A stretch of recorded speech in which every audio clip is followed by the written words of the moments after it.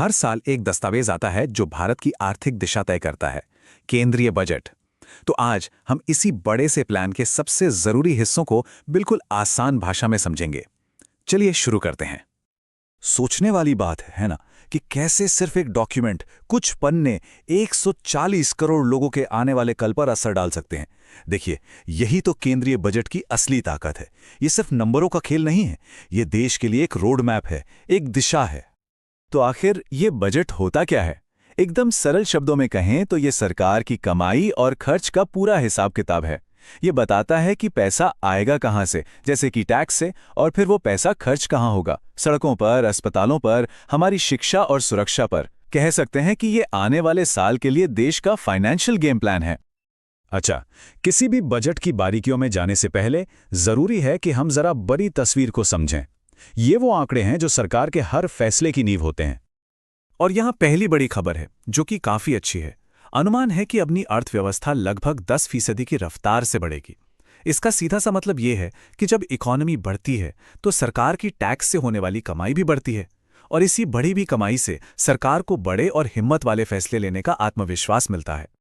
अब एक बहुत जरूरी शब्द पर आते हैं, राजकोषीय घाटा या फिस्कल डेफिसिट। ये सरकार की कमाई और उसके खर्च के बीच का अंतर है। मतलब सरकार अपनी कमाई से कितना ज्यादा खर्च कर रही है। लक्ष्य इसे जीडीपी के 4.3% तक लाने का है, और इस घाटे को धीरे धीरे कम करने के प्रोसेस को ही फिस्कल कंसोलिडेशन कहते हैं, यानी अपने खर्चों पर काबू पाना। और ये चार्ट इसी कहानी को और साफ करता है। साफ दिख रहा है कि घाटे का ग्राफ लगातार नीचे की तरफ जा रहा है। ये किसी एक साल की बात नहीं, बल्कि देश की आर्थिक सेहत सुधारने के लिए एक लंबी और सोची समझी स्ट्रैटेजी का हिस्सा है। चलिए अब उस हिस्से पर आते हैं जिसका हम सभी को इंतजार रहता है, आम आदमी की जेब और कारोबार पर इसका क्या असर पड़ने वाला है। जो लोग टैक्स भरते हैं उनके लिए इस बजट का सबसे बड़ा मैसेज है स्थिरता। मतलब इनकम टैक्स के स्लैब में कोई बदलाव नहीं किया गया है।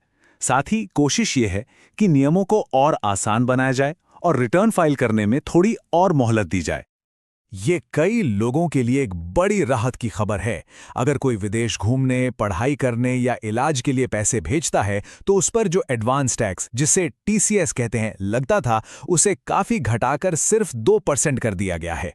इससे विदेश में होने वाले जरूरी खर्चे थोड़े आसान हो जाएंगे। अब बात कारोबार की। यहां भी कुछ अच्छी खबरें हैं। मिनिमम ऑल्टरनेट टैक्स या मैट को घटाकर 14% कर दिया गया है।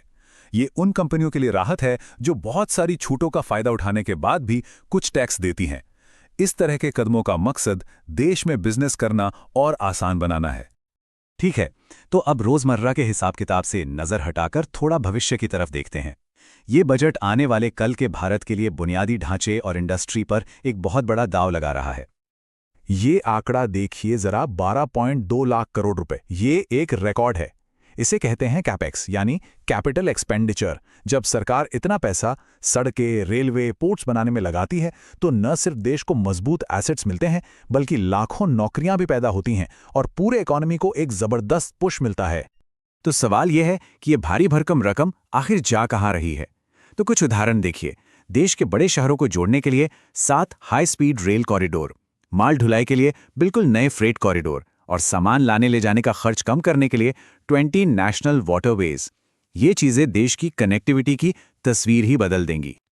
और बात सिर्फ कंक्रीट और स्टील की नहीं है। ये बजट भविष्य की टेक्नोलॉजी पर भी बड़ा फोकस कर रहा है। कोशिश है कि भारत को हाई-टेक मैन्युफैक्चरिंग और डिजिटल सर्विसेज का ग्लोबल हब बनाया जाए। और ये सिर्फ बातें नहीं है, इसके लिए ठोस कदम उठाए जा रहे हैं। जैसे सेमीकंडक्टर मिशन को और मजबूत करना, डेटा सेंटर्स को 2047 तक टैक्स में छूट देना, और छोटे मझोले उद्योगों की मदद के लिए 10,000 करोड़ का एक खास फंड बनाना। देखिए, कोई भी मजबूत अर्थव्यवस्था सिर्फ स्टील और सिलिकॉन से नहीं बनती, वो बनती है अपने लोगों से। तो आइए देखते हैं कि बजट में लोगों के स्वास्थ्य और उनके हुनर के लिए क्या है। इस बजट में स्वास्थ्य सुविधाओं को बेहतर बनाने, इलाज का खर्च कम करने और एक स्किल्ड वर्कफोर्स तैयार करने पर काफी जोर है। जैसे बायोफार्मा मिशन या फिर कैंसर जैसी बीमारियों की जरूरी दवाओं पर कस्टम ड्यूटी हटाना। ये वो फैसले हैं जिनका सीधा असर आम आदमी की जिंदगी पर पड़ता है। तो ये जो सारी अलग अलग नीतियां, नंबर और योजनाएं हैं, इन सबको एक साथ जोड़ने वाला धागा क्या है? वो धागा है भारत का लंबा सपना, विकसित भारत 2047। ये हर कदम उसी बड़े लक्ष्य को ध्यान में रखकर उठाया जा रहा है। तो संक्षेप में कहें तो ये बजट 6 मुख्य स्तंभों पर खड़ा है। टैक्स में स्थिरता, इंफ्रास्ट्रक्चर में रिकॉर्ड तोड़ निवेश, इंडस्ट्री और टेक्नोलॉजी को बढ़ावा, समाज कल्याण पर ध्यान और इन सबके ऊपर वित्तीय अनुशासन बनाए रखना। तो आखिरी सवाल यही उठता है कि ये बजट आने वाले साल के लिए एक महत्वाकांक्षी रोड मैप तो जरूर है, पर क्या ये हमें 2047 के उस बड़े लक्ष्य तक ले जाने वाला सही रास्ता भी है? ये एक बड़ा सवाल है और इसका जवाब हमें आने वाला वक्त ही देगा।